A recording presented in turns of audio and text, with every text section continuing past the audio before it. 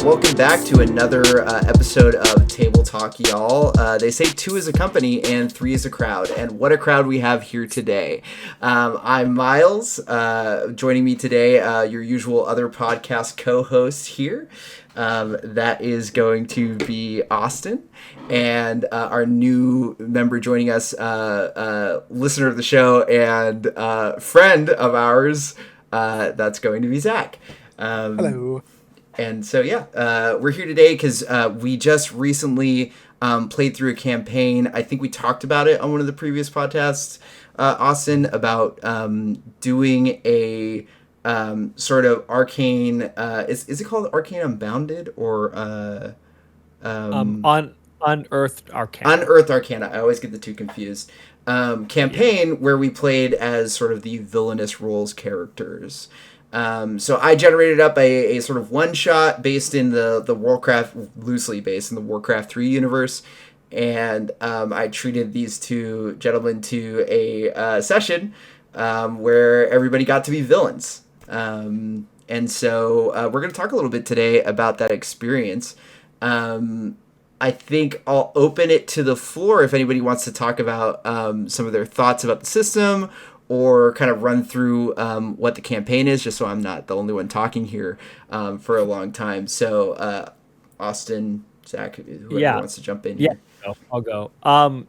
So just like a quick recap is I think both Zach and I tried to like lean into the villain roles, but at the same time, like the old adage, every villain is a hero of their own story kind of popped up, because we were definitely almost good guys, but doing bad things at times. Cause like I was an assistant, I don't know, like slave maybe to Zach's character. And henchman maybe is what the henchman sounds better. Yeah. I was like, I don't remember our exact dynamic, but We got to reclaim goon. I'm a reclaim goon. But yes, like, I mean, it was fun. I felt like what Unearthed Arcana had given us for those villainous options all felt good. I do, because like I was a pestilence domain cleric, and it was just fun doing all that like toxic and that blight, and it was really fun. It was a very enjoyable character, and I thought, like, not to make Myles sound good, but like the campaign itself was fun, or that session was fun. So, but those are my initial thoughts on it. Unintentionally, just if I could jump in here, I think it lended to what both your characters' classes' sort of strengths.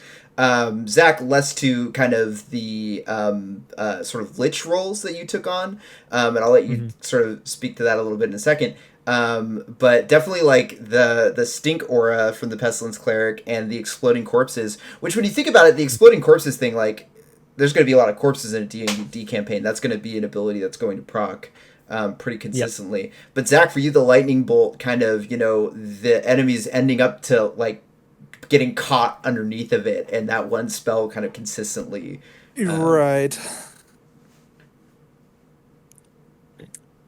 Yeah, I've actually thought about this a lot, because I was a Titan domain druid with a subclass of a lich, which the subclass is a really interesting. I really liked that aspect. The big problem was, I think we were playing level 5, 6. Level 4, 5, and 6 were the set, and right. I can talk more about that in a moment. Yeah, and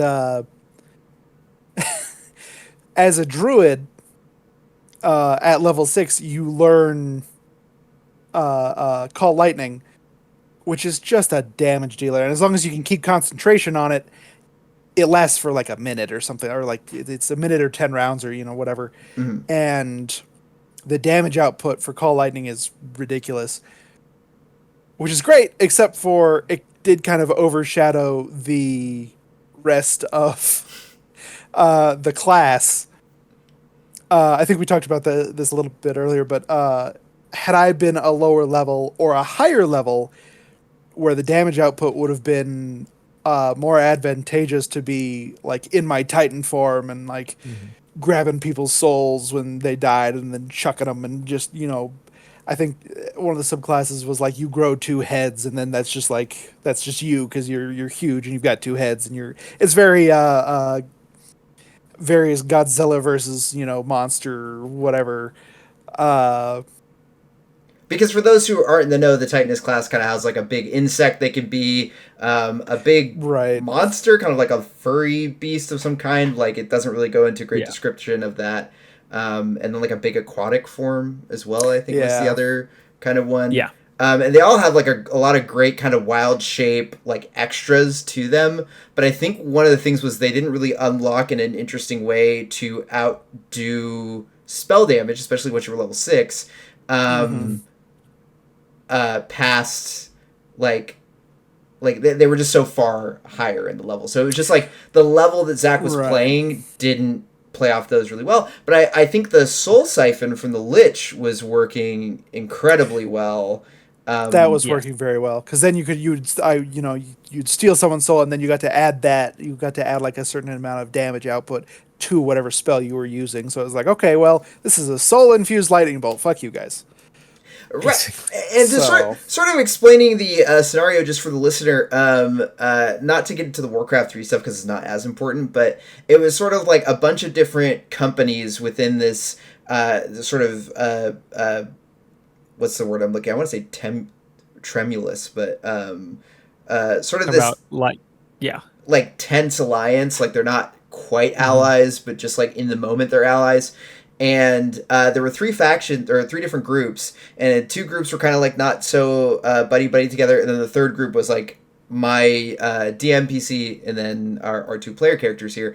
And we kind of had to like choose sides a little bit, and there was sort of like a number of them, like 2 of them that kind of like betrayed everybody else, and so something happens, and then battle ensues, and you're kind of like choosing in that moment whose side you're going to go on. And the whole thing was to just like go and face an enemy who none of these factions had faced, that was like posited as a worse foe or could become a worse foe if not faced or like learned more about. And in the Warcraft mythos, those aligned best to like a mind flayer, so the players just ended up fighting a mind flayer at the end. Yeah. And everything leading up to that though was like kind of various undead insect monsters and demons kind of like walking through this crypt to reach that mind flayer.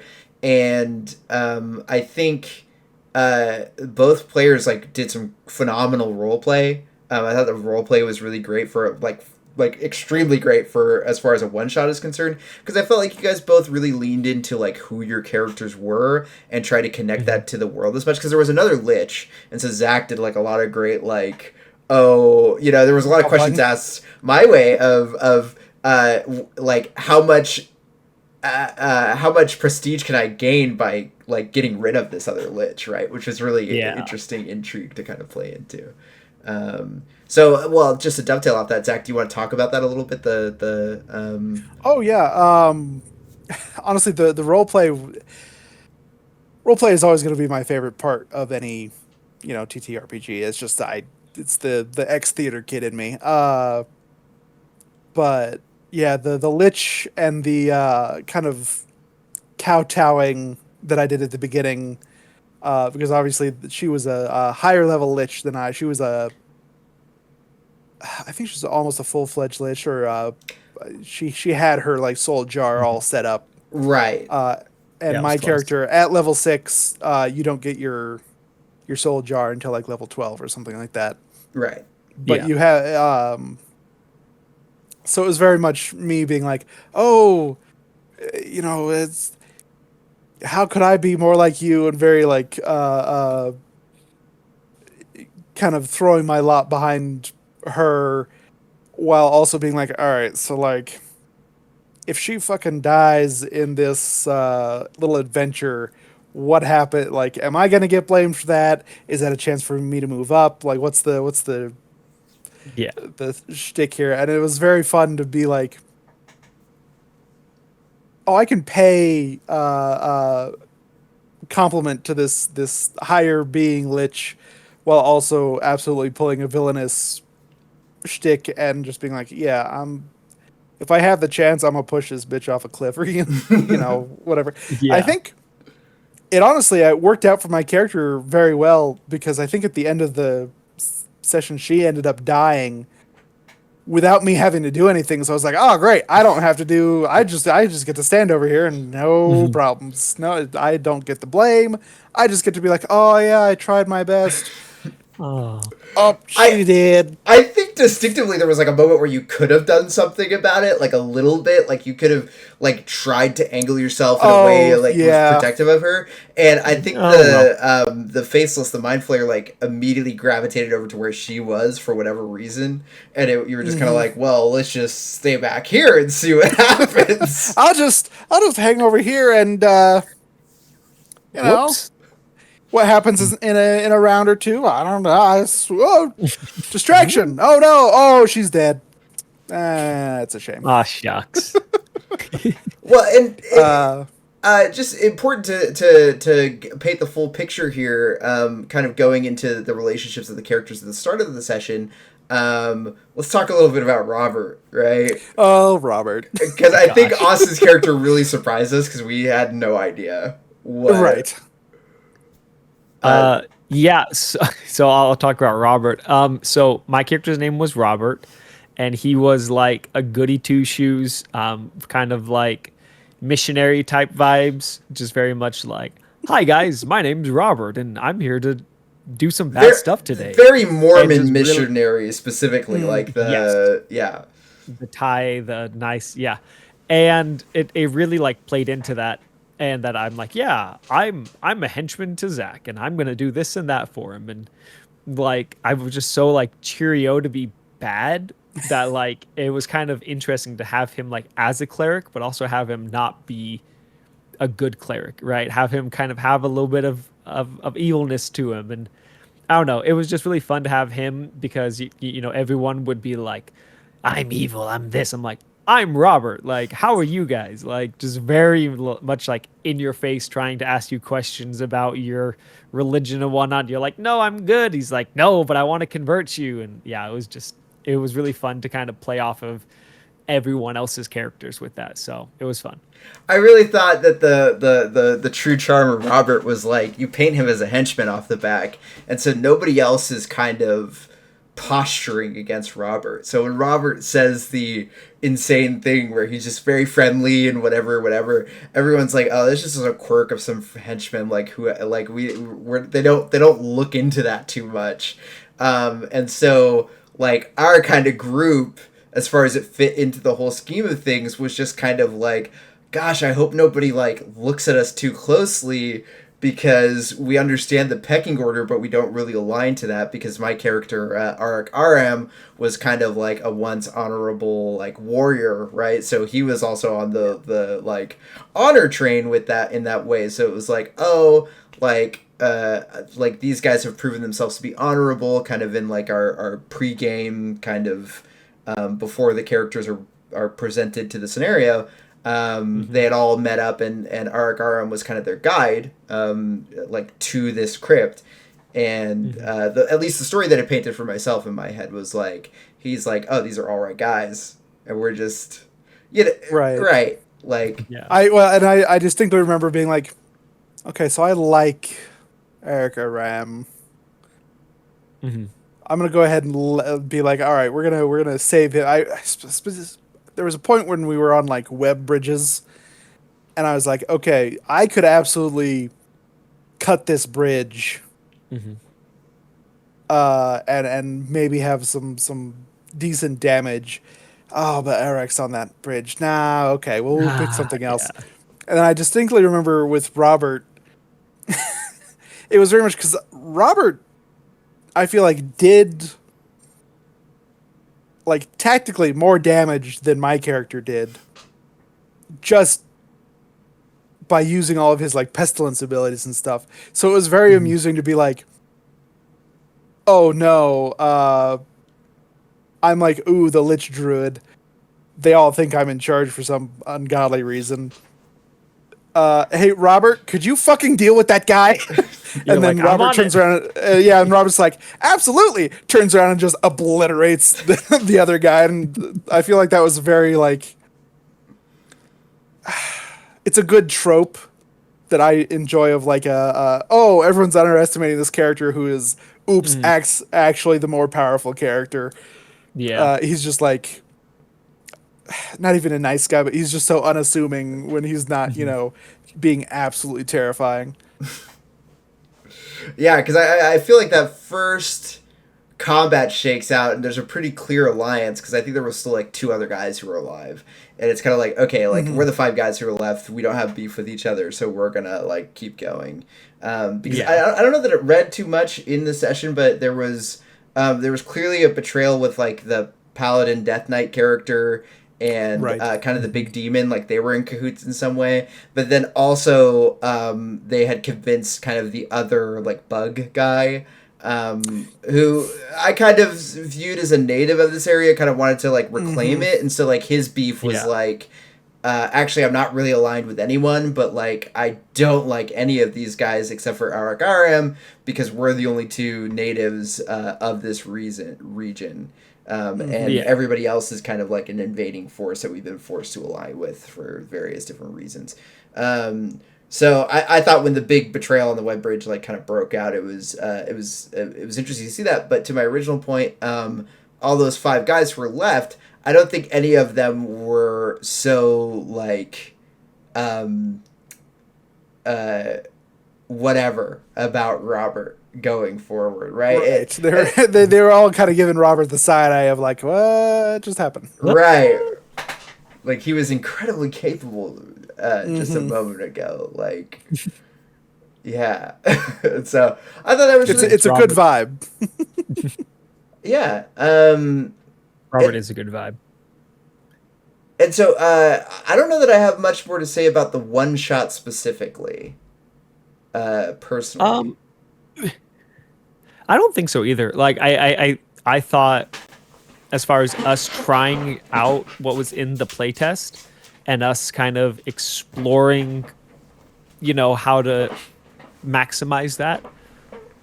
I thought it was good. I will agree with Zach that the Titan one, it's almost like you have to lean so heavily into being a melee build, Hmm. and because he chose to do something else that might have combined with any other druid, like I there's a lot of space for potentially like because if there was a way to use wild shape and magic, I feel like it would be so unfair at times There that they can never is. do it. There is, but um, as we've said before on this podcast, if it's assumed to be Hmm. the 12 is the highest level you're supposed to play the game at, I Hmm. believe the ability to wild shape and cast spells is after level 12.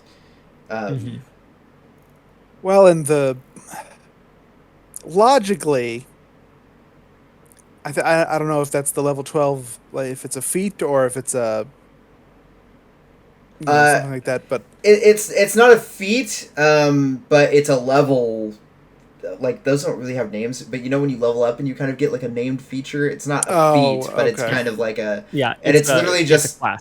Yeah. yeah, it's a class thing, and it literally just says like now you can cast while you're wild shaping. I want to Okay. say off cuff, it's like more around level 15 or 17, but I do not know for certain.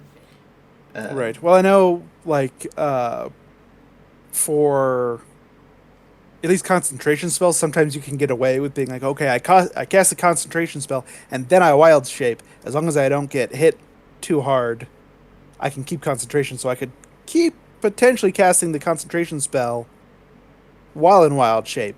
But I don't oh know if you could sure. like Yeah. cast new spells while in wild shape without that specific, Yeah, at that much higher level, which is You're also right. incidentally what a lot of the cool Colossus stuff starts to unlock is like Right. really deep into the Yeah. level thing. So it's like, oh, this is a cool concept if I'm playing a level 15 or higher campaign. Um, Right. Hmm. but as it is anytime before that, there's very much moments where that is your strongest thing, and then it's going to kind of lean the other way. Um, I think that was kind of our assessment when we were talking after. Yeah, it was Yeah. like between levels 1 and 4, the Titan form's great because your increase of damage output and you get a little tougher and all that good stuff. Mm-hmm. But you hit 4, 5, 6, and then it's like, well, I've got these spells that can do more damage, and also I can use it every turn, and so on and so forth. But then once you get to, like you said, 15, 16, 17, it's like, okay, well now we've swung back into the Titan form, and that they get extra, more damage and more health and more things that they can do, and now I can cast spells while in Titan form, and that's great. But I think just for the session that we had, it was very like, okay, well, we're kind of in that middle point of like, the best thing I can do in the fight right now is shoot people with lightning. So Yeah. Right. Zappy zap. Yeah. which is no shade. I still had a great time. So Mm-hmm. Yeah, and I actually got to test the most of the new classes because the 6 or 7 other guys were all the other various different classes right. Yeah. on the Arcane and Bounded, which is kind of a shame because I'm not able to use them to their full breadth, but they did get to use their abilities, and there was some interesting stuff in there. I've been kind of unimpressed by the second. I said Arcane Unbounded again. Unearthed Archives, right? Arcana. Unearthed Arcana. I'm never gonna get it right. The second villainous Unearthed Arcana, and I think we kind of had a consensus on this. We talked a little bit about that too, where we really liked, and of course, if I'm saying anything wrong here, debate me. But we really liked the first set, and we particularly liked the idea of features as like a tertiary class that you could invest into. And then kind of just like D&D is already a game that has a bajillion subclasses, and this might be more of my take than anybody else's take, but I think like doing more subclass stuff isn't interesting. Maybe it's interesting for new players, but I guess maybe it's because we are a bit seasoned that we've seen all the subclasses, and you can only play so many games of D&D, so you're like, 5e is your bag. Like, you get to a point where you're hungry for experimentation, but you're attached to a character. And I felt like the thing that third class, that third villainous thing that you could be, especially in the way that it's painted in Villains. So it's like, maybe it could even be a narrative thing where it's like my character has met with a Death Knight and been given a cursed mark, and they start to kind of erode into this villainous character, right? That idea. Really cool. Being a Chaos Warlock, some of the subclasses were cool. Pestilence Domain was really great as a subclass. Yeah. Titan Form, one of the more interesting ones from the first set, I think. The Druids. But a lot of them were and especially from the second set, a lot of them were just kind of lackluster. Like I said, the Chaos Druid, I didn't play that because it didn't seem interesting. It was what if you were, or I might have said Chaos Druid, I meant Warlock. What if you were Warlock, but then you had to roll dice to see what happened instead? It's I'm rolling dice already. right. Well, and not to nitpick, but cool. You just made a wild mage sorcerer with extra steps. Good job. Which I think is so many of the subclasses of this game is it's a thing, but it's a different flavor of that thing. Oh, is it is it an Eldritch Knight or is it a Bladesinger wizard? And it's do you want to cast spells well and kind of be a sucky sword fighter, or do you want to be a good sword fighter and cast spells kind of suckily? It's right. This is not a problem that Pathfinder or I've never played 3rd edition, but I imagine, because my understanding is that Pathfinder sprung from the head of 3rd edition, is that those are systems that are much more crunchy and much more multi-class favored, and you can really make characters who are exactly what you want them to be, where D&D 5e is more friendly because it makes classes that you can play out of the box and you don't have to know so much to get there. Agreed, yeah. Sorry, I kind of spiraled into another conversation. Oh, no, you're good. No, you're good. Well, and so I guess Austin, since me and Zach have been talking for a little bit, do you have any thoughts about or any other thoughts? Maybe stuff you talked to us, but we haven't said on the podcast episode.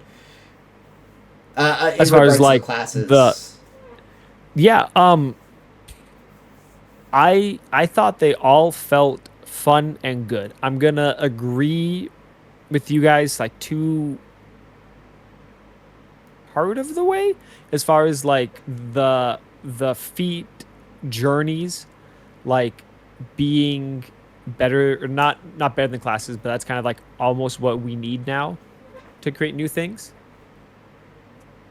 Um, and so like I I like that. Like I like that they're like the really big villains that are being like built up and you see that transformation over time. Because like when you're like, yeah, I'm a paladin. I'm a level 15 paladin. Woo! Like it's not as cool as when you're like, I'm becoming a lich or I'm becoming this, I'm becoming that like big bad evil guy. It, And you can see the progression. I do wish there was like almost like a heroic equivalent of that.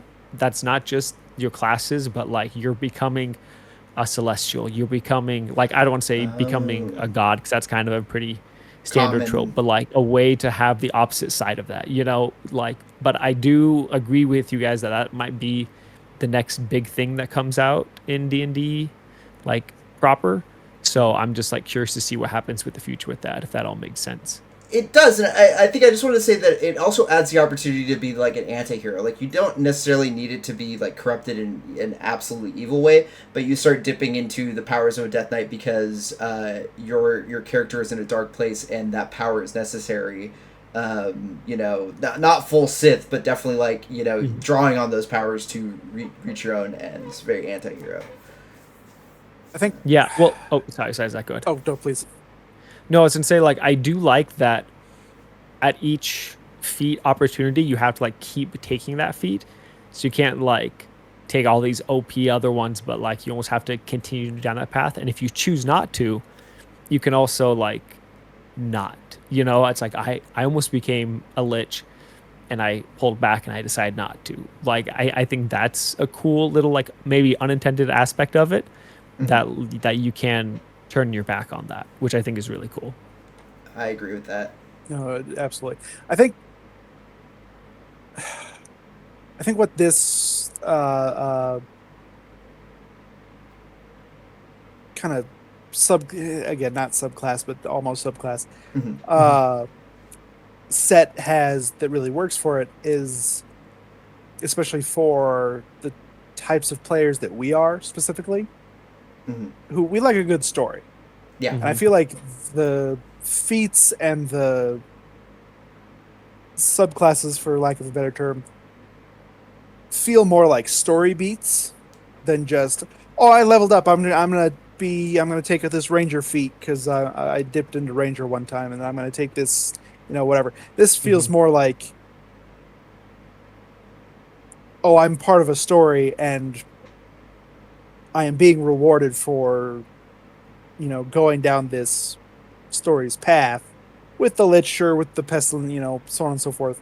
But like Hmm. Austin said, if your character is something like, maybe I don't want to be like a full lich, you can pull back from that. You still got some of the stuff, but then you're like, well, I never became full lich, and that can be reflected in the role play and the various things. So Well, I don't know, maybe just better. And this might be a D&D nitpick sure. of just like feats that are more related to a story beat than classes specifically. Right, and Ooh, yes. yeah, I think that's so interesting because, well, like painting it in a narrative way, because it goes back to what Austin said of like, yeah, there should probably be heroic options as well, Mm-hmm. and there's some good feats in there, but like the way they're presented is kind of like whatever, because there's so many feats and they're so random, so it's like I'm not guided in that way. Right. And anytime I go to select feats, I think most players are like, just an ability score improvement because they don't want to open that page and have to like get inundated with all that stuff. So if they had more feats that were focused more narratively, you'd have more players interacting with feats, wanting to do that thing. And I also think, because I've been looking at classes a lot recently, that would alleviate a lot of the burden of having to sort of design the martial classes, because the fighter is kind of the class that gets the most feats. I think rogues also get more feats than everybody else. I think it's rogue and fighter that get more. Yeah. And I know fighter for sure. And it would be cool to have more opportunities to get more feats as different characters, especially with the way that this new system has been presented, and have that kind of narratively shape your character's like journey. Because like, oh, I went a little bit into Lich, but then like something happens in the story where you're able to do something more of, I'll just say paladin nature, call it something else, right? Let's say celestial, like somewhat angelic thing, and you're kind of rising up from, but you still have these dark powers, and it's like, wow, this is a really great tool for character growth outside of what's predestined before me for like classes mechanically. Obviously, it serves a mechanical function too, but as Zach said, we're more interested in the narrative here at this table. Yeah. Yes, we are. Yeah, I don't know. I think that would be really a cool direction to see 5e specifically go, is really adopting that in broad strokes. Because you already see with the classes of the caster types, they're so boring. They're like if you look at their book, it's every time they get a level up ability, which they generally only have like 4, maybe 5 of, it's like, here's a way for you to get more spells in a day. Or here is a way for you to refresh spells, or it always has, it's always pointing towards spells. And so anytime you're choosing to be a caster, you're choosing to spend the majority of your time creating your character, looking at the back of the book, because that's where the spells are. Because your character is just spells, and the only thing picking a different spellcaster does is the type of spell. It's or the type of spell casting. But generally, it's like certain classes can only cast certain spells, so that's the first major thing. And the second thing is like, how did they manage their spell inventory? And like we can get into like what I think is the stupidity of Warlock Arcanums, which is like, you know, any spell above like 6th level, they have to have like a special MacGuffin thingy and yeah. So anyway. Yeah. All that to say, Zach had a phenomenal point. Yes, true. I agree. Yeah, I'm trying to think of another talking point here, because in the realm of 5e, I guess does anybody else have anything to say on these given topics that we haven't covered? I only have one minor complaint. Oh, go ahead. And this is a complaint against the Warcraft setting. Oh, sure. Okay. That's not a faceless. That's I was expecting something way creepier than an actual Illithid. Yeah. Than like the faction's called the Faceless, and I was in my head I was like, oh, so like they don't have a face, or like they just have like hollow sockets, so and stuff like that. And no, it's a mind flayer. Yeah, I pulled up. I was like, that's a face. That's a face. That's a face. I pulled up an image of this, and it's not like a commonly known entity within Warcraft, unless you're like a really seasoned Warcraft player of like 3 or of specifically World of Warcraft.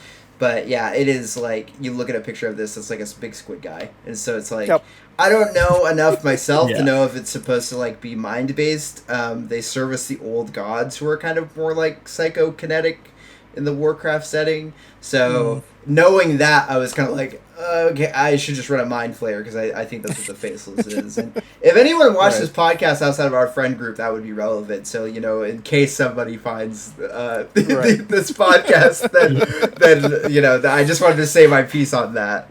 I am not an expert. That was my only complaint. That was, and it's such a minor nitpick. There's a face on the Faceless. Yeah. Yep. Bad naming convention. Blizzard, be better. Yeah, shame. Austin, anything? No, I got nothing. Like, I think we kind of talked over how I think like druids kind of got the short end of the stick at Mm-hmm. points, and like how I liked all the villainous options. So yeah, I am good with Yeah, how we talked about things so far. I think it's if you can get access to them because they close out the Unearthed Arcana over time, but typically there's some online forum that keeps them on in perpetuity. If you can get access to them, I think these are a great thing to add to your game. I think it's a great thing to look over if you're joining a D&D campaign for the first time and nothing in the book speaks to you. There's a lot of extended media that does things much more interesting. We can see that in the point that in 5.5e, the latest edition printed, right? Mhm.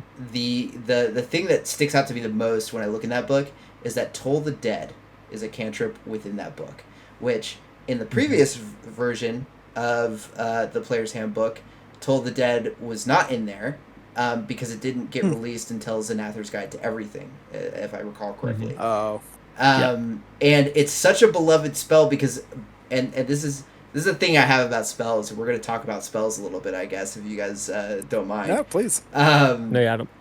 It's such a good spell because it does a lot of things and it does them simply. There's a lot of spells in the spell book that I've never touched or ever looked at because either we didn't get deep enough into a thing where you're a high enough level where it matters, or they just do like such a specific utility thing. Until the Dead is great. It's a cantrip. It like does a D8 damage, but if the enemy's already damaged, it is a D12. And obviously it ignores AC because it's a skill check, right? So it has like it has that potential. And I think that's speaking about potential. This is the other thing I wanted to say to put a cap on the previous conversation was this unearthed arcana has a lot of potential. I don't think that Wizards is going to see it that way, and I think this is just like a little haha wee fun thing with Wizards because they had an unearthed arcana that was like the artificer. Yeah. And you always hear people nerding out about Artificer, or they talk about their home games where they played an Artificer, and I'm like, I've never seen that in practice. I have no idea what that is.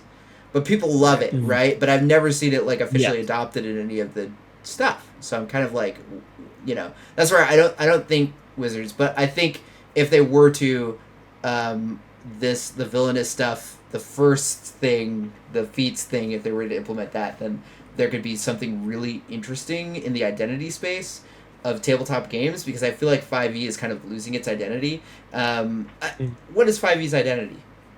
Okay, we're gonna talk about our fun campaign we did. No, we're gonna talk about the identity of D&D, boys. I tricked you. You've fallen into my trap, and we're gonna talk about the identity of D&D 5e.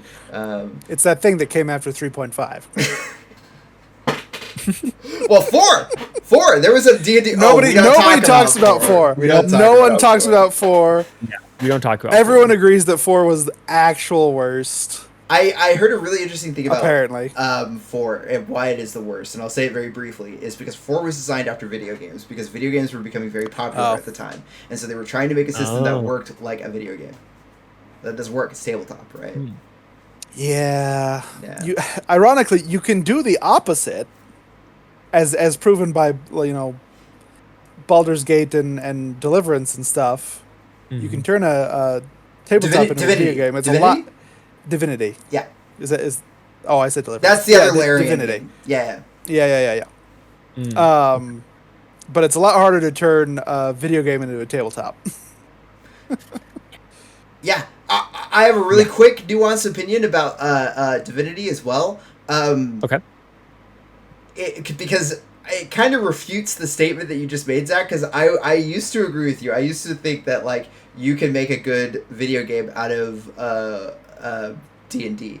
And I kind of... It still holds true for me, but Baldur's Gate 3 is not as good as a game as Divinity Original Sin, because Divinity Original Sin is allowed to be a video game. That's fair. And so, because you're not using the book systems, there's less constraints, and the constraints make more sense. And then, because it's allowed to be a video game, it can inject a lot more, like, humor. Not to say that Baldur's Gate doesn't inject humor, but I think, like, Divinity Original Sin really injects a lot of humor and cool stuff, and they don't worry about too much. Like when you're moving barrels and stuff, they have like a bunch. A thing that I never saw in Baldur's Gate 3 that's in Divinity is like, and it's used really commonly in the Divinity games, is covering a vent with an object in the world. And it's like these vents are like billowing out like poison. Like it's a poison trap, and so you could just grab a barrel off a wall and pop it on the vent, and then the poison trap is disarmed effectively. And I was like, that's cool, kind of like emergent gameplay type stuff that you like. If you want to do that in Baldur's Gate 3, you gotta really try. You gotta really try, because like it's like at the start of our session where you blocked off. Sorry, this is a me and Zach thing now, Austin. So just bear with me. But at the start of our Baldur's Gate 3, play Baldur's Gate 3, and then you can join the conversation. I've been saying this for 6 months. The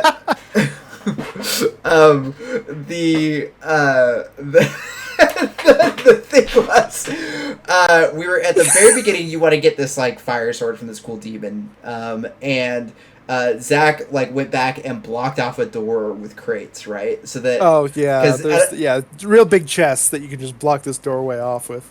Well, because later on in the fight, these two other demons will come in, but you could completely stop them at the door by like moving the objects. And I think that's like the one time I've seen somebody really do something meaningful with boxes in Baldur's Gate 3. So I'll dispute you a little bit, just a tad, because I think you're right. Baldur's Gate doesn't lean, and to be fair, I think it's because, in my case, it's a lot harder to finagle boxes and crates. I play on console, moving the little things around with a controller is a pain in the ass. I'm sure people have used like mouse and keyboard to much greater effect to be able to like, okay, put the box there. You know, we're going to just climb boxes. There's a great clip of Matt Mercer playing Baldur's Gate 3 at one point, and he fucking just climbs a castle because he's, you know, stacking boxes. Great, perfect, no notes. There's an instance where, and we zipped past this in our playthrough so quickly that it didn't even matter, but you go into a, spoilers, I guess, a little bit. There's an underground area where you are trying to save this lady from a hag, and she's got just a shit ton of poison flowers all over the place. If you pick up, there's a bunch of rocks in places.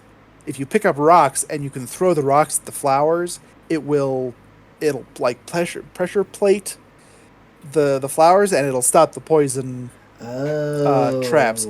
But again, it's so kind of niche, and you really like if someone had to show me, and I feel like that's one of those things of like if you didn't get shown, you're just gonna either try to disarm the traps, or I think what we did is we all applied Featherfall and just yeeted ourselves over the poison traps, which is fine. But that's fair. I will fully admit Baldur's Gate 3 probably doesn't have the most like interactive with your crates and barrels. Yeah. That you might otherwise be able to use. Yeah. Mm-hmm. In retrospect, after having seen somebody else play Divinity Original Sin, I was just like, oh wow, like it is the exact same system, but they really just grafted D&D 5e on top of it. And like, I don't think necessarily to its benefit, but I think there were a lot of good. Their next game that's coming out is called Divinity, and I think it's going to be the perfect synthesis between the two, because I think there was some stuff and presentation and things in Baldur's Gate 3 that are a lot better than Divinity, and I think they kind of like leveled up in that sort of space. So like they're the same engine, they look a lot the same, and they both do different things better than one another, right? Like there's obviously there's give and take between Divinity Original Sin and Baldur's Gate 3. Right. Yeah, so I think you're right. I think you can, do it in one direction. You can make D&D 5e a video game, but not the other way. But I just don't... I think even in that translation, it's not like the ideal thing. Even though Baldur's Gate 3 won Game of the Year and Divinity didn't. So, like, what can I say? What can I say? Advertising. It's all advertising.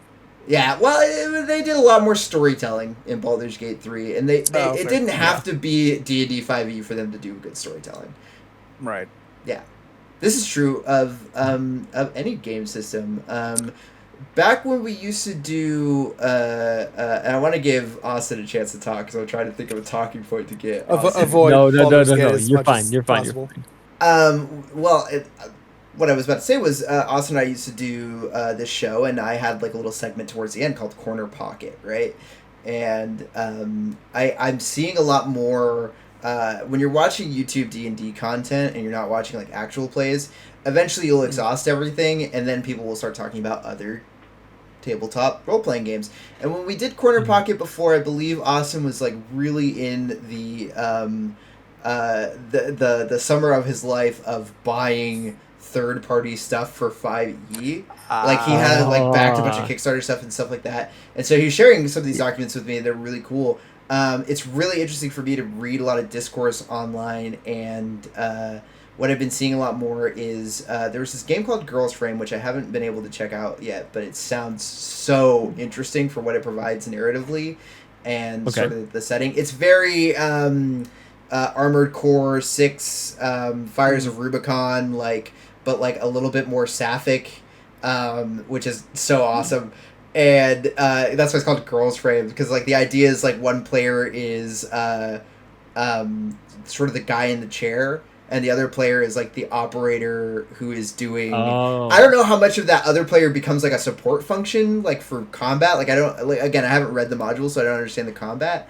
But that seems like a really interesting one. And I bring that one up because it's like it's cool. Because I feel like that one, at least without knowing anything else about it, is really inspired by like Lancer, or at least like somebody saw Lancer could do that, so like, oh, I'm gonna make like a cool mech, like tabletop thing. And I've been hearing so much about Lancer, you guys, and I might sit down. Orbital Dropkick, the guy who does those, he does Games for Freaks, he does all this stuff. He's got great content. It's really wonderfully represented. It's so difficult to read. It's so he gets so into the style of the thing that it's like hard to kind of parse how you're supposed to play these games sometimes. Obviously, it's a problem with me. Plenty of people play Lancer, but my understanding is if you can get all the like hard crunch and rules and everything else, you can really break it open to a fun game. Because one of the things is that no scenario. Sorry, I know I'm talking so much right now, but just like please. No, you're good. You're You fine. keep talking. one of the things is every scenario it's an objective. So in some cases that objective is survive, but more often than not it's not. And I was like, oh my gosh, not having to worry about total player kill. Like you could make a campaign where you're like the objective is never to kill the players, right? It's always to like destroy something else. And then as a DM, you do not have to pull your punches because you're not worried about killing the players. You're worrying about your enemies destroying objectives or achieving their objectives, right? And the players are interested in stopping that. So it's like, okay, goodbye, total player kill. I don't know who enjoys that. I don't enjoy that. Literally, my other campaign that I'm running, they have like 5 lives. I've like set up a system so they have 5 freaking lives. Because this is like, I understand you guys are attached to these characters and we don't want to do this. So like, let's just put it away. We don't need to have the fear of a total player party kill. Yeah. And obviously total party kills can like lead to different narrative things, but it never feels good getting to the point of total party kills is another thing I've noticed. When somebody dies and suddenly everybody else is dying, you have to sit there for 2 hours in a combat with all your guys dying. Doesn't feel good. Watching everyone die. Yeah, no, it's true. Yeah, and so Agreed. it's like it doesn't need to be the most devastating thing, but even when it's not the most devastating thing, it leads to like just a boring time at the table or like very emotional time even maybe. And so like the idea that Lancer was like objective based, I was like, oh my god. And then you also have like guys who are very what I would say is Victor Deadlock, which isn't going to make sense to anybody, but or like not yet, which will make sense to Zach a little bit. For Slay Fire, but I love the idea of these characters who can like take extra actions at a turn at like a disadvantage to themselves. So I'm not gonna go into Lancer's mechanics and stuff like that, but Okay.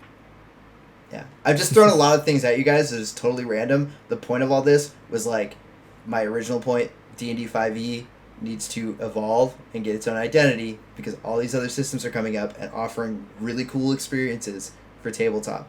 And D&D, the only thing it offers is like modularity. It's like you can attach a lot of things to 5e. Because it makes. Well, and even that's getting. I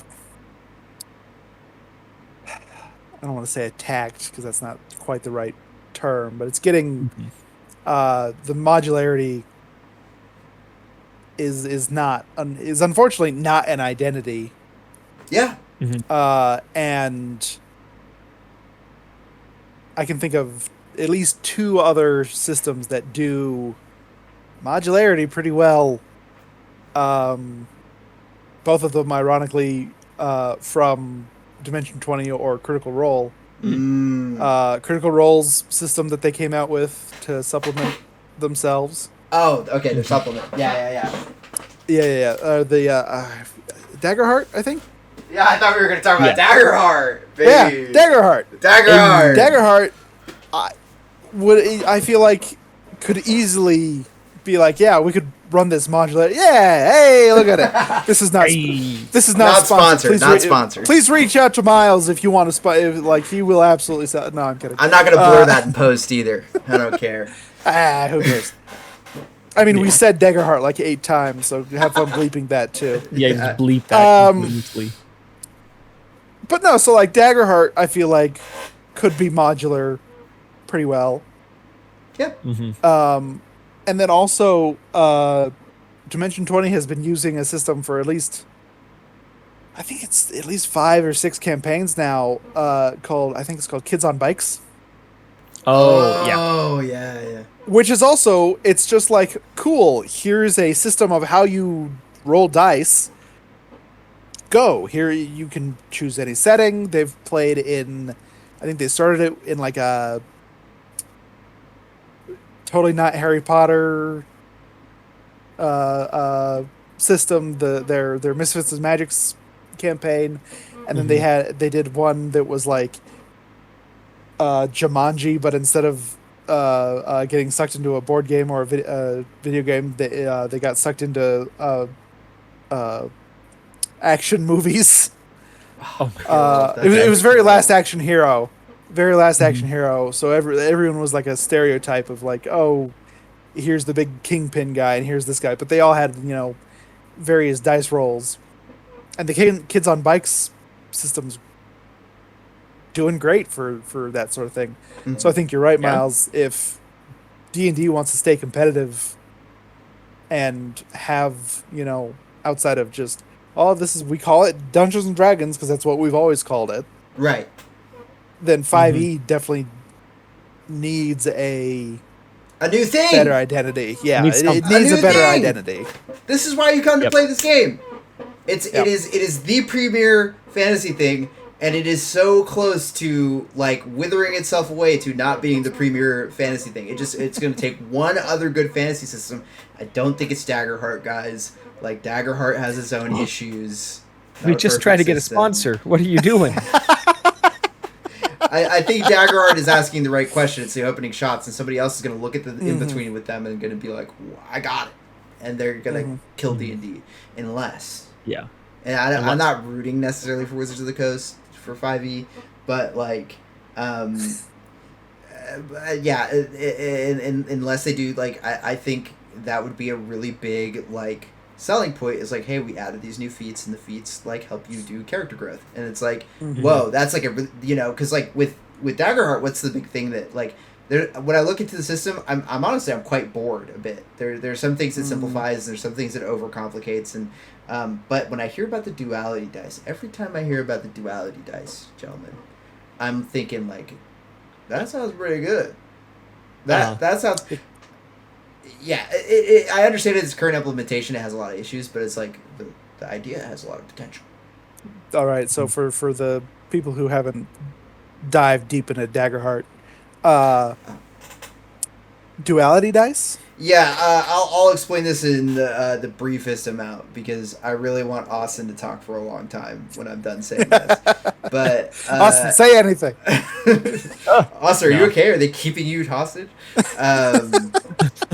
Because I have one other thing to talk about tabletop stuff like recently that I've experienced, but I'll save it for the very end. But duality dice for Daggerheart It's the hope and fear dice. It's 2d12s, right? So the most bastard Okay. child of the dice. Pretty cool.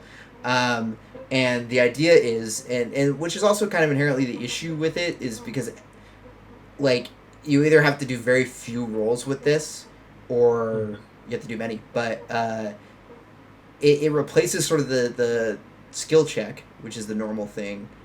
We've talked about on the podcast before, kind of the three axes of action in D&D. It's like you're always doing like a skill check or a save, or like you're rolling to hit, or like there's like Right. realistically there's only like 2 or 3 types of dice rolls that the game wants you to actually do.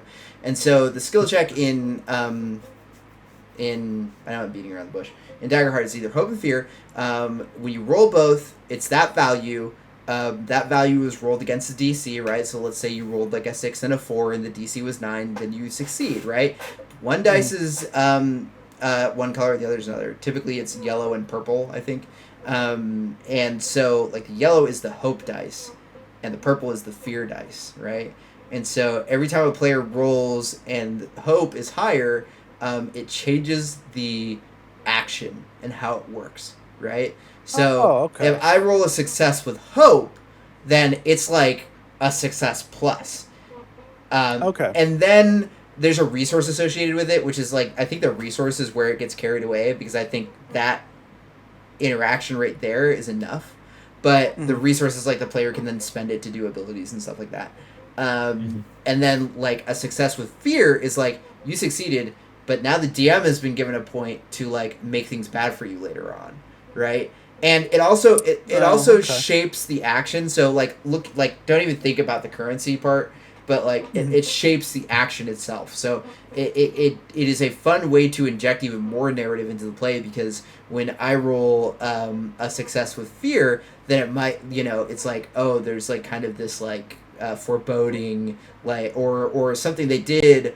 Kind of like you succeeded but you like fumbled a little bit, like it kind of paints how the DM can describe the action a little bit more, which I find interesting. Could be a pretty heavy weight on like kind of method DMs who aren't like as narrative focused, right, but I think it's more of a narrative focused system in the first place. And you can fail with fear, which is really bad, or you can fail with hope, and that's like kind of like, yeah, you failed doing this thing, but there's some like benefits to it, or you like there's like a maybe setting someone else for success later on kind of thing, like you were reaching for the thing and you didn't quite get to it, but you did manage to knock like the gun on the floor, you did manage to knock it towards one of the other players, like you didn't get the gun but it's closer to whoever. Right? Okay. So, right, so that's interesting. Yeah, very very cool idea. Yeah. Again, the currency thing, it gets a little invasive because you're rolling so constantly, and then there's like, how many points do I have? How many points do the players have? Da, da, da, da.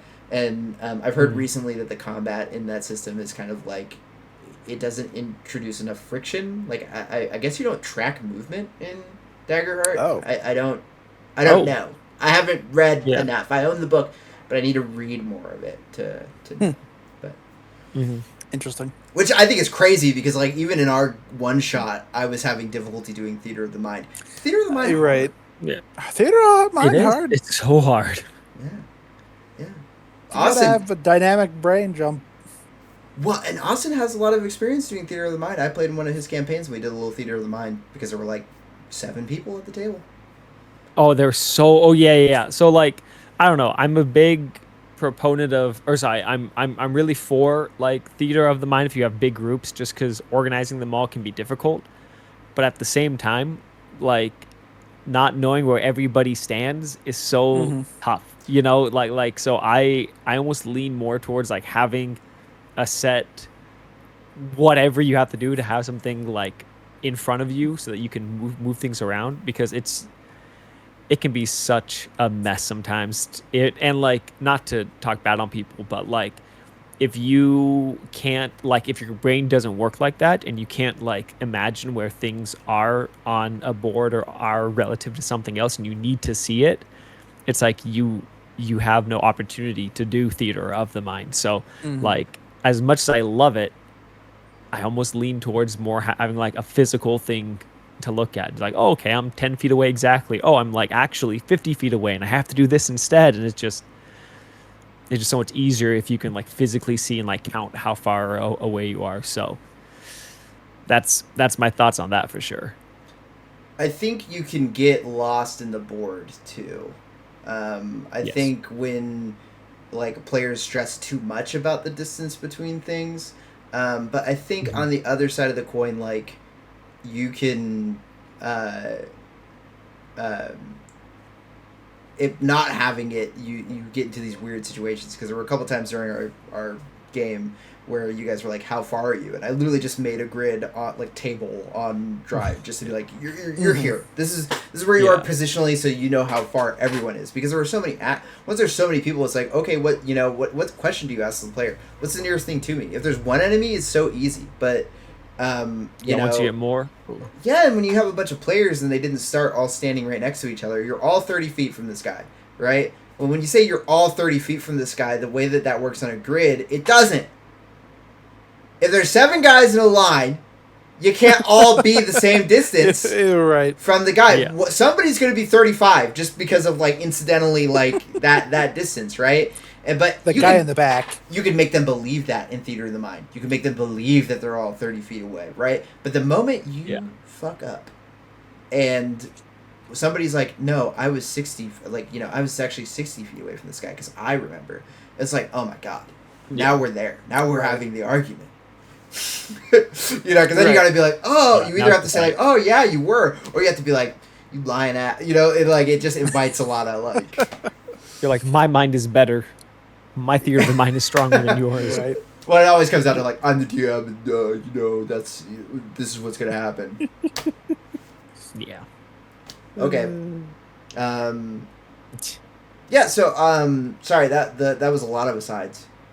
But I think talking about Unearthed Arcana, just to continue to drive home the point, is talking about what the future of D&D 5e is, and I think. Unearthed Arcana could be the future of D&D if they do the right things with it, but I almost guarantee you they will not. Now I want to talk about Trench Crusade! Okay? Okay. You guys cool with this? I'm keeping you hostage because we could absolutely end the podcast. I think we said what needed to be said about the thing that we did, right? Yeah, I think so. But I do have to skedaddle, so I'm not gonna be able to stay for this last little bit. okay. I'm sorry. Well, me and Zach are going to the next thing. We're hanging out together, so I'm gonna hold him hostage and turn it into more content.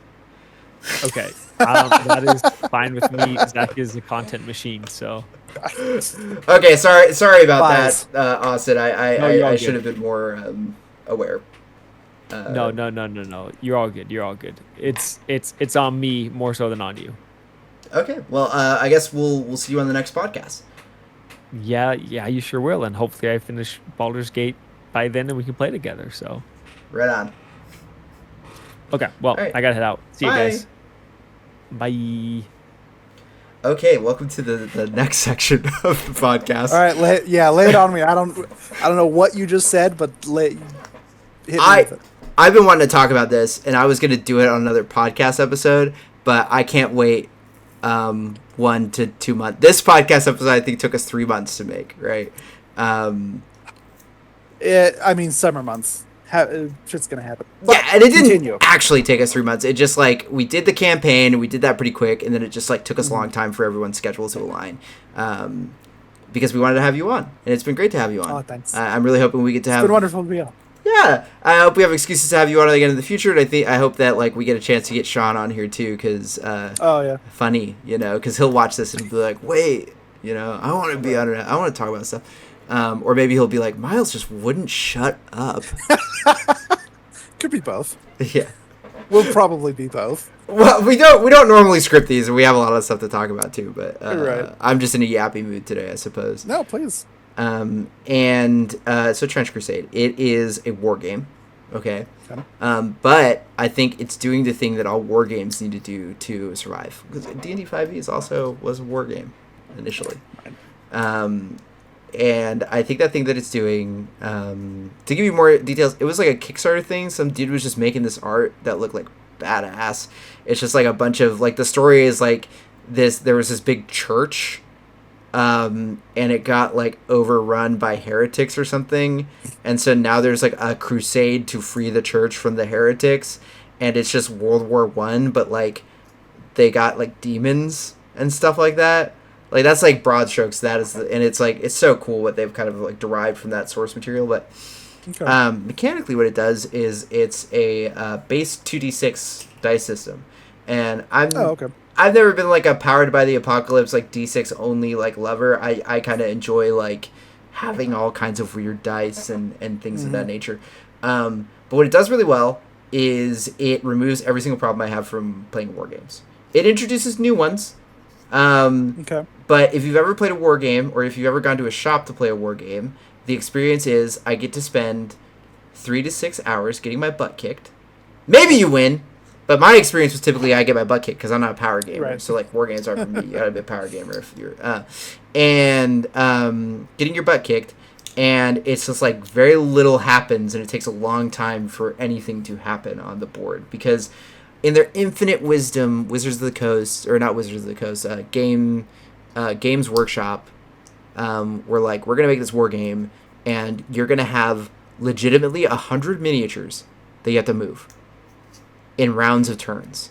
Yeah. Ew. Just people love doing this. Hey. No. That's too many pieces to move. And it's like a $700 investment, by the way. Oh, okay. Well, there's always that money. Yeah. All right, yeah. Anyway, continue. So, what Trench Crusade does is the skirmish style, which we're seeing a lot more skirmish style games because people, go figure, don't want to spend $700 to spend 3 to 6 hours on a Saturday getting their butt kicked at losing the local game shop. Yeah. Because someone has to lose. So there's always someone who's just sitting there like, wow, I lost at the 30-minute mark. I just have to watch it play out. I'm a conceder. I'll always just concede. The other person might be like, oh, I want to play it out. I'm like, no way, dude. I got other things to do. I could go and watch a film in this time. Right. And so it's skirmish style. So your army is about 8 units at max, right? And then you have these 2d6 rules, and I don't want to go into them too much, but like every decision is just like a 2d6, and the actions are determined by, you can do one of every kind of action in a turn. Special actions tend to be what's called risky. If you fail the roll, your turn ends immediately. So you kind of always tend to do your risky actions last, right? So it's really cool because when it's your turn, you get to do a lot of things. And then and you can do them pretty quickly. And then when it's someone else's turn, they can do a lot of things and they'll do them quickly, and then it's your turn again. It's back and forth activation. Right. So it's like, like chess, right? It's like I move one of my pieces, you move one of your pieces. And it's only it's only 8 units on the board and whatever else. And I was just like, wow, this is like this really cool game where it didn't take me several days to read the rule book. Right. And because my other group, they started playing this, right? So this is kind of what I want to talk about, because I played a little bit of it and I was like, wargaming can be good? And not break the bank? And not break the bank? Like so crazy. So I don't know. I just this is like really like we're in the corner pocket now talking about Trench Crusade, because it has nothing to do with D&D, but it does have to do with tabletop RPG stuff. But I found it extremely novel playing that game. I know you didn't play that, and now that I've told you about it, maybe I'll like. All the documentation is free, by the way, on their website. You do not even have to pay to learn how to play the game. And Daggerheart does something similar, but they give you the non-sexy version online. It's like right. It's like it looks like the draft PDF with like no pictures or anything else. But you can definitely learn how to play Daggerheart from that thing. So it is open in that way. But Trench Crusade gives you full PDF everything for freezies. Full army list and everything for freezies. Oh, and the actual thing, gosh, I knew I lost my train of thought, is that it is a campaign-style game. So after you succeed, a lot of the additional rules are scenario-specific, really cool. So The player doesn't have to know a lot to start to play, but then you go and play the scenario, and you're like, oh, there's crows on the board? And it's like, yeah, and every turn we have to roll to see who the crows go towards, and they're going to explode on one of us. And I'm like, what? Oh, shit. And it's like, that's one scenario, so just like imagine, like there's a lot of this kind of stuff. But once you finish the scenario, win or lose, over the course of the game, based on objectives that you succeeded and stuff, you'll get special currency, and then no matter what, you will get an amount of currency increase. And so then you go back to your list of army and you adjust, right? And so after you adjust your list, it's new. So as you continue through this campaign style game, playing against other players, you're still doing competitive stuff, right? Playing against other players in this setting, you're all going to like change your army, and you can change it around quite a bit to like alter your strategy. So if somebody was like looking at your table waiting after their game had got done and like thought they had figured out your strategy, like no. And so it's like what this offers is if you do want to sit at the table for 6 hours in a day, you can, because you can play through the whole campaign. It's supposed to be like 6 combats basically. You could play like a series, like, okay, tonight we're going to do this, and then after everybody's done, tomorrow night we'll meet up again, and then we'll go and we'll play for an hour, hour and a half, and then the next day we'll play for an hour and a half, and just kind of like have the series over the week, because it's just like, it's smaller scale and everything else. And I don't know, I just found that interesting. They also encourage you to name your characters, so you can kind of like piece this narrative like in your mind. And so I was like, it's like, it's sort of D&D. It's like as close to D&D as you're going to get in a war game. But I love that idea, and I hope that war games just go in that direction, because I thought it was so cool to have that. So you said there's 8 units. Yeah. Do the units do something different, or are they all just like this is just my little army? Yeah. So like the way this normally works in war games is there's like command units. They're expressed as elites in this game. A lot of games have like command units, and then like this other troop type that's elite, and then this other troop type that's recon, and this other troop type that's like vehicles, and this other troop type that's like normal whatever soldiers. This game just separates into elites or troops, and there's some troops that are like kind of like special troops, that are a little stronger than the other ones, but your elites are kind of like the main thing around that you build your army around typically, and then the troops are there to kind of just like support whatever that strategy is. Okay. Yeah. Interesting. War games have an interesting. I do. Oh, please, you talk. Oh, I was just gonna say I do like the idea that win or lose, you then move on to another campaign. Maybe not with the same army, but with like an adjusted army, because it does give kind of a. It almost gives like a granular time possession idea of like, oh, even if it's not the narrative. Oh, they're invade. We're on each other's borders, and your army has decimated my army. Well, you're going to come inland to my country or whatever, but you're still going to have to fight more of my army. It's just a different section of my army. So I like that kind of breakdown. Yeah, narratively, it is a crusade, right? Like, yeah. Obviously, we enjoy narrative things, so I was like, right, yeah. I was like, oh, how cool, this war game that does this narrative thing. But I mean, the rules simpler than D&D too, which is 5e. Once you get a hang of it, it's kind of like there's edge cases all over the place. Right. But generally, there's like only so many things you can do, and you can figure out what those things you can do, like in a combat sense, are. So it was really refreshing to touch something that was tabletop that wasn't like a board game and be able to figure it out pretty quickly. For sure. No, that's fair. Yeah, obviously. Oh, go ahead. Oh no, I was just. I think the last game, board game that I touched that wasn't D&D was Shadowhunters. So that's Yeah. Cool game to play though. Oh, absolutely. Yeah, that was a point. Oh, go ahead, sorry. Oh, it's just the perfect blend of Clue and also Werewolf by Night for some reason. Yeah, this is another like going back to the kind of the conversation like D&D is like, you know, because I feel like in a weird way Trench Crusade is kind of encroaching on D&D shit. 'Cause it's very much in a different way, but like, you know, anything that's like adds a wargame and narrative can like kind of like take over a little bit of the D&D hobbyist. But like you just said, there's something really cool about Shadowrun because it's like heist based, right? Oh yes. Like that's kind of the central thing is like you're part of a crew and Yeah. you're gonna do like jobs, and so like all your skills are based around like I'm gonna hack the terminal so that I can so that we can get in the building, and like that's like cool to the same degree of like where Lancer is kind of like narrative like objective based, so like you never have to worry about killing the player if you don't want to. Right. Blades in the Dark. Have you ever heard about this one? I haven't heard of Blades of the Dark. So Sounds it's like assassin-y. it's very Shadowrun fantasy. Not to say that the systems are similar, but like it's also, to my understanding, kind of heist based.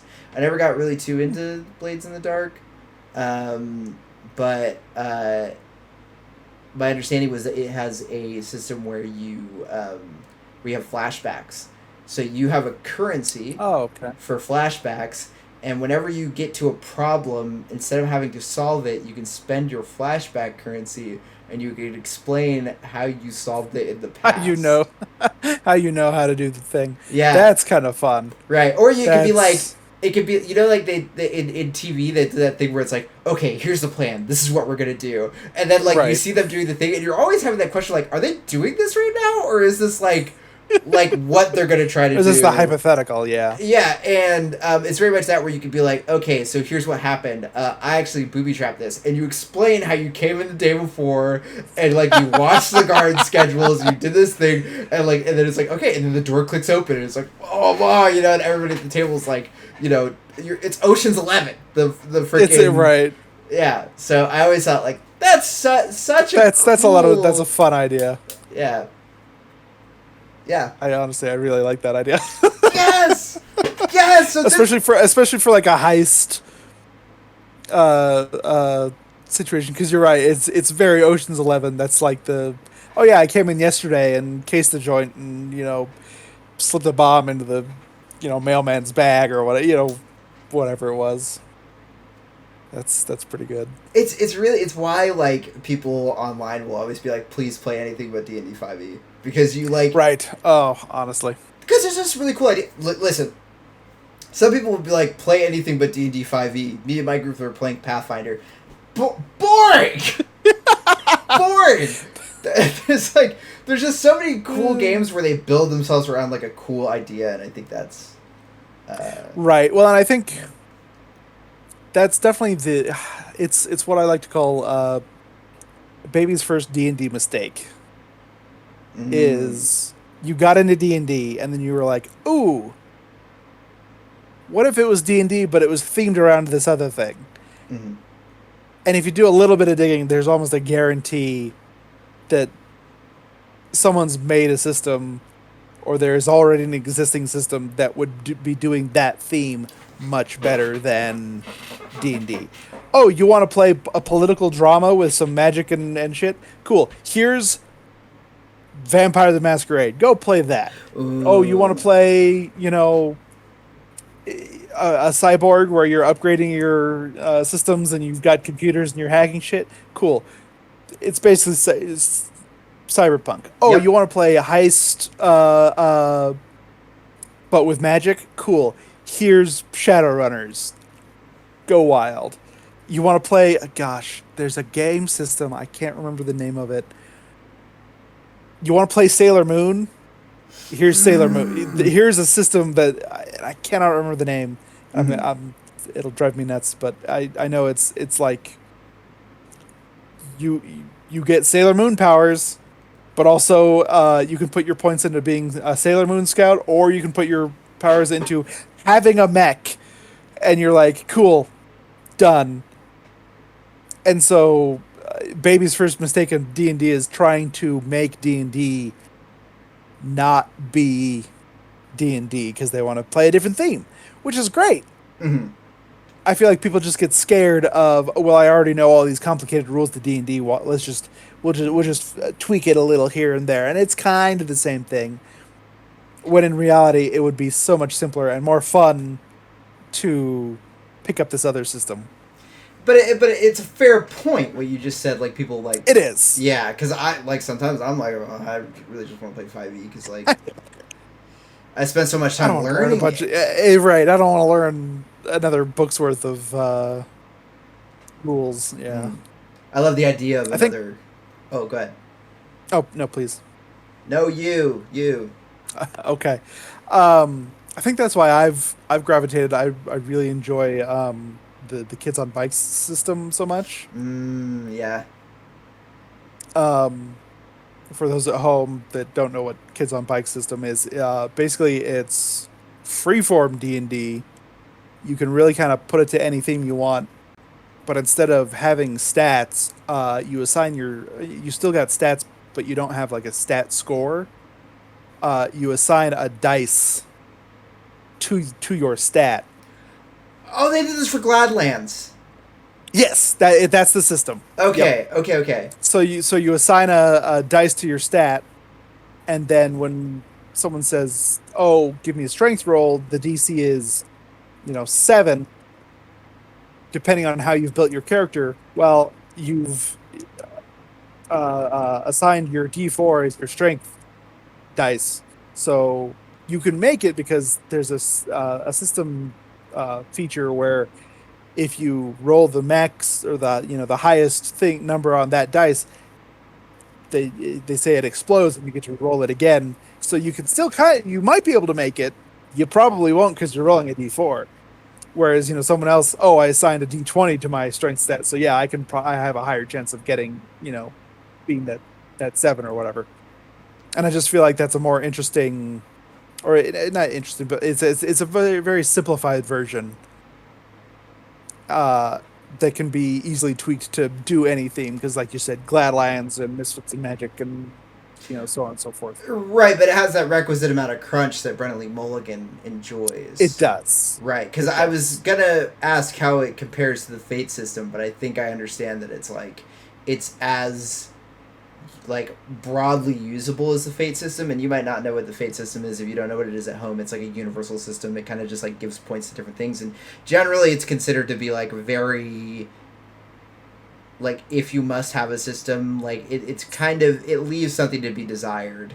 You kind of do rolls and you describe what happens, and the rolls just determines if you're successful or not in describing what that happens. And so it generally just feels like a very soft system. It's not very hard rules and that kind of thing. Yes, no, for sure. It's definitely a very soft system, and I think it definitely lends itself more to the people who want to, more than anything, tell a narrative story than to play a game. It's the most you can get in that direction of I just want a narrative, and nothing else is.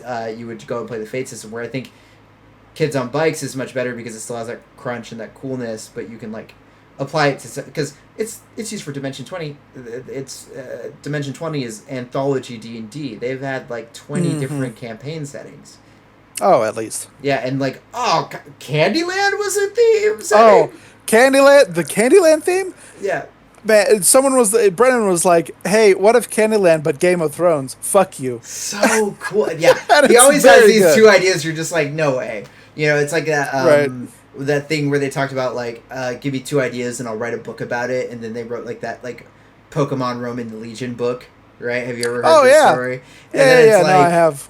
And then it's that's the best thing ever. Right. And it's Brennan, it's sort of you have to imagine that he saw that and he's like, I'm going to do a D&D anthology where every sequence is that. It's always these 2 things that are, he did the D&D in New York thing. That was really fun. Oh yeah. Yeah. Well, and the D&D New York thing is such a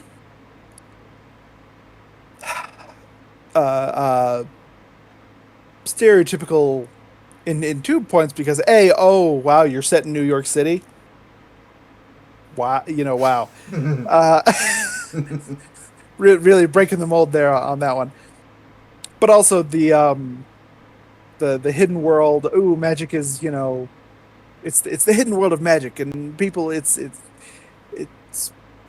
it's right underneath your nose, and if only you could see it, you could find the magic, which is a great, everyone loves that trope.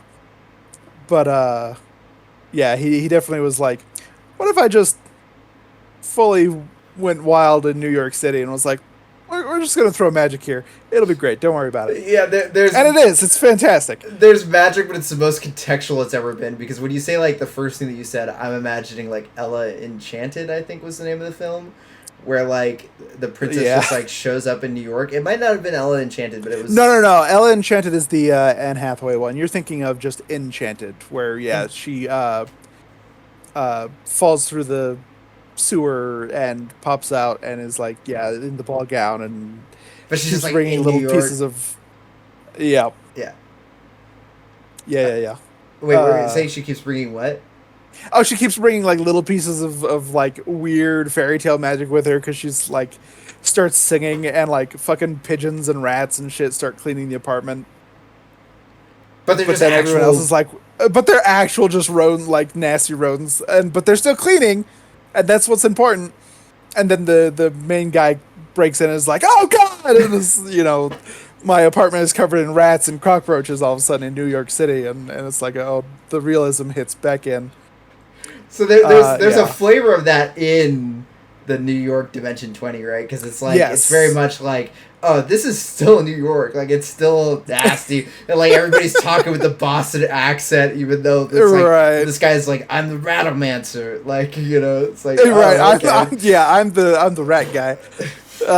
Yeah. Well, and I think they had a whole fight sequence in the sewers, and they were like, "No, this is terrible. This is actually the worst."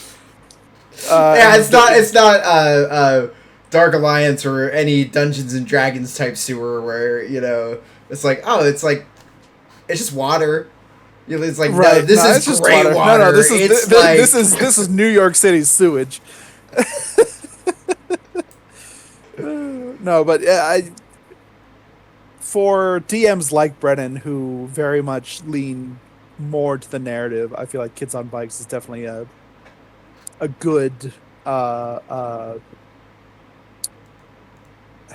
don't want to say supplement, but like a good if you don't want to play a crunchy D&D, really get in the weeds of things, you can really just like, here's your story, here's your, I think Bria Iyengar is the one who kind of introduced Kids on Bikes to the Dimension 20 landscape, and then Brennan kind of picked it up and ran with it, because she started with the Misfits and Magic, and then also with God, what's it? A Court of Fae and Flowers, which is fantastic because it's so very different. Because one was like, what if we play Bridgerton, but it's in Fairyland? Mm-hmm. And again, taking those two ideas and being like, I don't know, slap these together, watch see what happens, and it's great. It's always a good time. But Kids on Bikes definitely is more of a narrative than maybe, because like they've got some fights in those series, but it's always like, okay, this fight is over within like 10-15 minutes tops. It's never like some of the other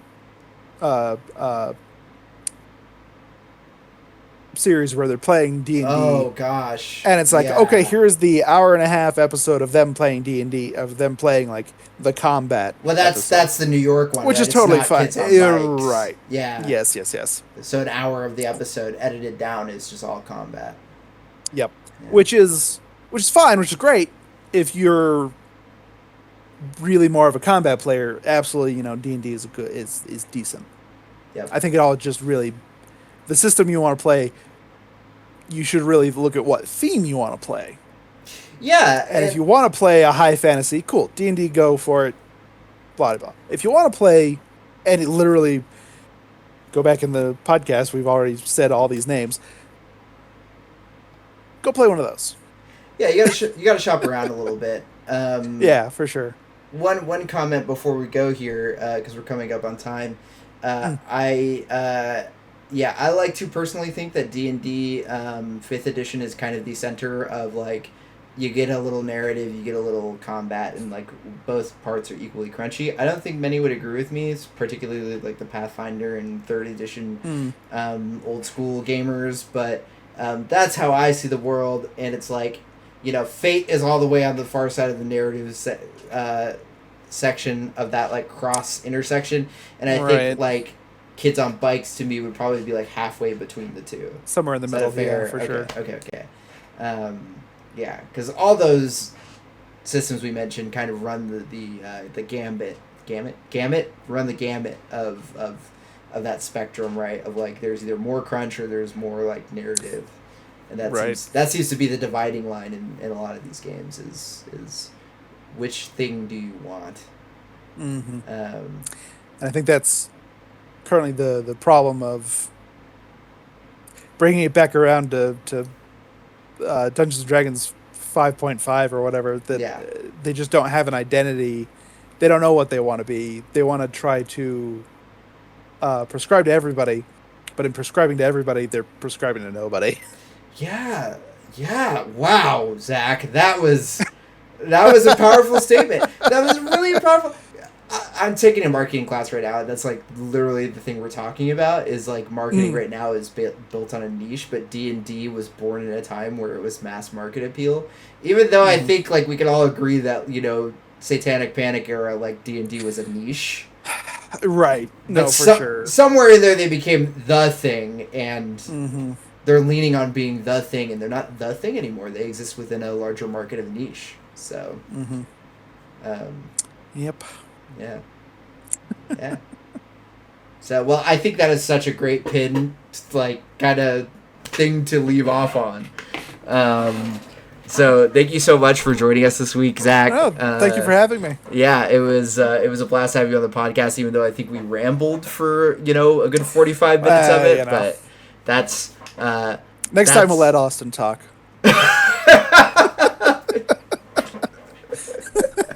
Yeah, you could ask him. I talk way too much on the podcast, even when it's just the two of us. So. But yeah, okay. Well, we'll end it there. And folks at home, thanks for joining us as well, whoever is watching, and we'll see you next time. Yeah. Bye. Bye.